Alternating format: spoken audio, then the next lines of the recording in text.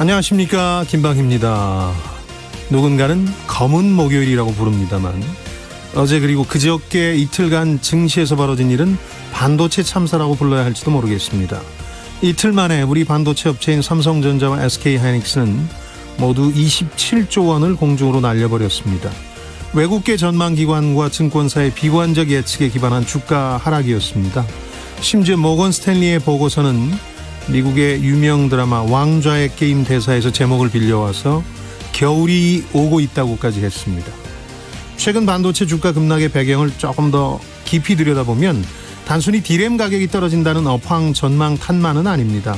우리 반도체 산업에 대해 약간의 의구심이 들기 시작한 겁니다.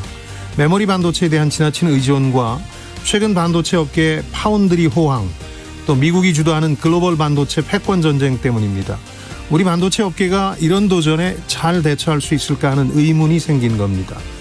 그런데 지난 40년 반도체 산업 역사를 보면 우리는 이보다 더한 도전들 거의 10년 단위로 맞았습니다. 1980년대 처음 이 분야에 진출했을 때는 일본의 견제가 만만치 않았습니다. 아예 덤핑을 통해서 신규 진입국을 압살하려 했지만 미국의 반덤핑 규제로 오히려 일본이 화를 자초했습니다. 2000년대 이후는 대만과 일본 업체의 치킨 게임에 시달려야 했습니다. 결과적으로 이는 일본 반도체 산업 몰락으로 이어졌습니다.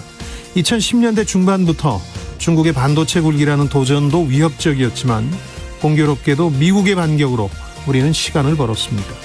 지금 반도체 산업에 들이운 먹구름은 얼핏 보면 겨울의 시작처럼 보일지도 모릅니다. 하지만 이 산업의 역사를 힐끗 돌아보기만 해도 압니다.